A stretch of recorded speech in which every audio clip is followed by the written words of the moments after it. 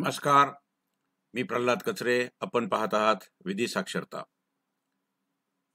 आपले जसजसे व्हिडिओ प्रसिद्ध होतात तसतसे बरेच प्रश्न शेतकऱ्यांचे येतात. आपण फारशा खाजगी प्रश्नांना उत्तर देत नाहीत. जे कायद्याचे, नियमाचे, कायदा समजला नाही, नियम समजला नाही, आणखी माहिती जाणून घ्यायची, अशा प्रश्नांच्या बाबतीत सिरियसली आपण या चॅनलवरही चर्चा करतो आणि ज्यांचे उत्तर देतात त्यांना वैयक्तिक देखील उत्तर त्याच्या बाबतीत दिले जातात. विशेषतः जे मेंबर्स असतात त्यांच्या प्रश्नाला लवकर उत्तरं दिली जातात. पण आता प्रश्न असा आलेला आहे. प्रश्न म्हणतात, माझी गावी जिल्हा पुणे, महाराष्ट्र कृष्णा खोरे विकास महामंडळातर्फे लघु वितरकेचे काम 2008-9 दरम्यान सुरू झाले. नंतर काही शेतकऱ्यांनी विरोध केला आणि ते काम बंद पडले. त्यावेळी कोणत्याही प्रकारचा मोबदला शासनातर्फे दिला गेला नव्हता आणि आज तागायत ते काम पूर्ण झालेले नाही. आणि जेव्हा हे काम सुरू झालं तेव्हाच यांची जमीन ताब्यात घेतली गेली. हे जे प्रश्नकर्ते आहेत त्यांची जमीन ताब्यात घेतली. आता ह्याच प्रकल्पाचे काम 2013च्या नव्या कायद्याने पूर्ण करण्याचे प्रगतीपथावर आहे. त्यानुसार शेतकऱ्यांना आता योग्य तो मोबदला मिळेल. आता प्रश्न असा आहे, परंतु गेले 16 वर्ष जमीन सरकारच्या ताब्यात आहे. त्यामुळे शेतकऱ्याला तिथे पिके घेता आली नाहीत. त्या जागेचे काहीतरी मूल्य आम्हाला मिळायला हवे व तो आमचा हक्क आहे. त्या संदर्भात भूसंपादन कायद्यात काही तरतूद आहे का?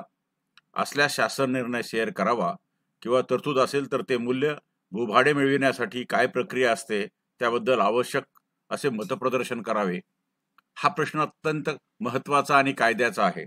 अनेकदा असं होतं, पूर्वी जास्त होत होतं, जेव्हा मोठे इरिगेशनचे प्रकल्प व्हायचे तेव्हा प्रक्रिया करायला वेळ लागायचा आणि मोठा प्रकल्प असल्यामुळे काम लवकर व्हावं यासाठी अनेकदा लोकांशी बोलून आगाऊ ताबे घेतले जात होते आणि त्यावेळेस त्यांना मोबदला किंवा नुकसान भरपाई दिली जात नव्हती. जेव्हा आगाऊ ताबा घ्यायचे तेव्हा ताबा पावती करायचे आणि ते वर्षानुवर्ष लटकायचे. आता हे पाहिलं की यांची 16 वर्षापूर्वी जमीन ताब्यात घेतली.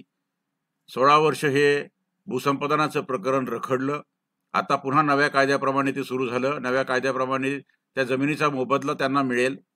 पण गेले 16 वर्ष जे पिकं बुडाली, त्या जमिनीचा उपभोग घेता आला नाही, त्याचा विकास करता आला नाही, त्या नुकसानीचं काय? कायद्याच्या बाबतीत बोलाल, त्यांनी विचारलं कायद्यात काही तरतूद आहे का? उत्तर असं आहे, कायद्यात काही तरतूद नाही. कायद्यात तरतूद अशी आहे, इंचभरही जमीन लँड ॲक्विजिशन केल्याशिवाय घेता येणार नाही. यापूर्वी आपण संविधानातल्या तरतुदी, भारतीय संविधानातल्या म्हणजे भारताच्या घटनेमधल्या तरतुदी पाहिल्या.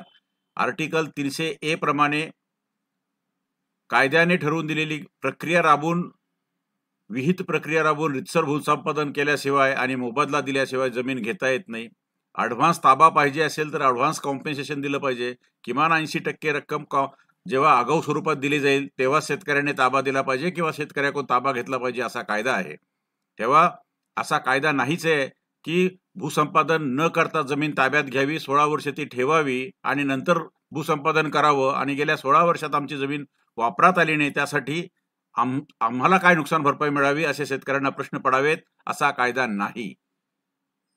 मात्र प्रॅक्टिस अशी होती की वर्षानुवर्ष लोक विश्वासानं जमिनी ताब्यात देत होते, अनेकदा संमती देत होते आणि नंतर खूप उशिरा त्याचं भूसंपादन होत होतं.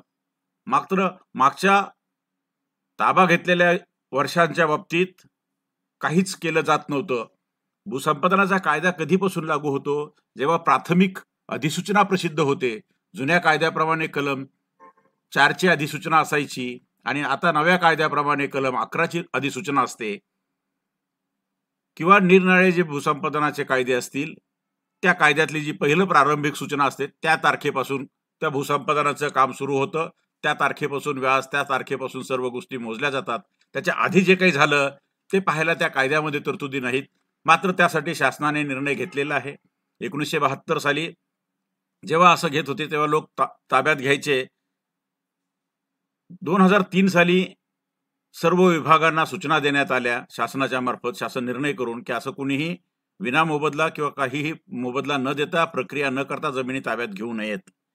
पण 2003 पर्यंत अनेकदा घेतल्या गेल्यात आणि हे म्हणतात 16 वर्षापूर्वी म्हणजे आता अलीकडे देखील घेतल्या गेल्या आहेत. तेव्हा अशा जमिनींच्या बाबतीत शेवटी सरकार कधीही कोणतीही जमीन मोफत घेत नाही. जेव्हा त्यांच्या निदर्शनास येतं, निदर्शनास आणून देण्यात येतं, तेव्हा त्याचा जो काही योग्य मोबदला आहे तो दिला जातो किंवा लोक कोर्टात जातात आणि कोर्ट त्याचं असे 16 वर्ष जमीन वापरली पण आम्हाला काहीच दिलं नाही अशा खूप केसेस झाल्या आणि शासनाने त्यासाठी वेळोवेळी परिपत्रकं काढली आणि त्यासाठी त्याला रेंटल कॉम्पेन्सेशन असा शब्द वापरला गेला.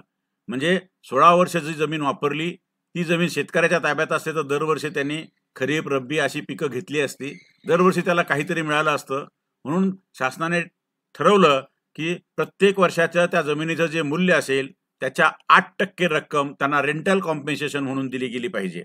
आणि असे अनेक केसेस भूसंपादन झाल्यानंतर त्या लोकांनी पुन्हा अर्ज केले आणि पुन्हा अर्ज केल्यानंतर ते अर्ज तपासले गेले, खरंच ताब्यात घेतली होती का, खरंच शेतकऱ्याला पिकं घेता आले नाहीत का, ह्या सगळ्या बाबी तपासून मग त्याचं रेंटल कॉम्पेन्सेशन ठरवलं जातं आणि ते शेतकऱ्याला मिळतं.